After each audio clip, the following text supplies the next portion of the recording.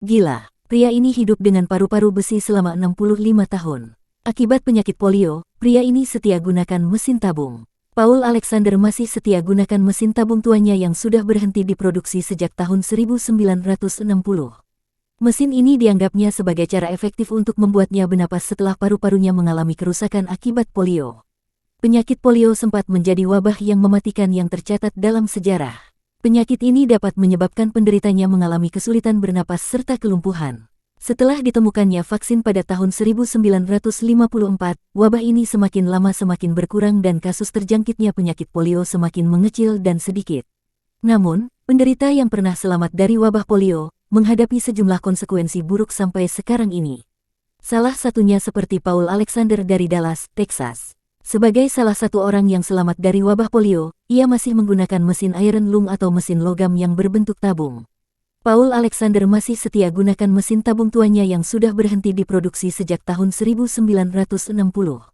Mesin ini dianggapnya sebagai cara efektif untuk membuatnya bernapas setelah paru-parunya mengalami kerusakan akibat polio. Sepanjang hari tuanya, ia habiskan dengan berdiam diri masuk ke dalam tabung. Untuk minum pun, Paul harus menggerakkan lehernya supaya meraih sedotan. Mesin tersebut sebelumnya digunakan di awal vaksin, juga belum ditemukan dan menjadi salah satu inovasi tersukses sepanjang masa.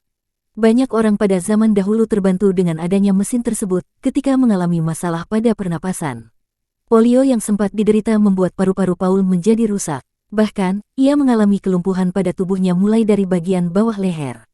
Untuk bergantung pada kehidupannya sehari-hari, Paul masih menggunakan mesin tersebut.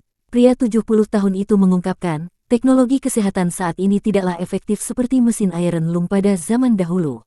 Walaupun alat itu sudah berhenti diproduksi sejak 1960-an, Paul masih setia menggunakan mesin itu selama 65 tahun. Sayangnya, pada tahun 2015, mesin itu mengalami masalah mekanik. Paul sempat meminta tolong sampai membuat video dan mengunggahnya lewat internet. Ia melakukan itu agar bisa menemukan seseorang yang bisa memperbaiki mesinnya.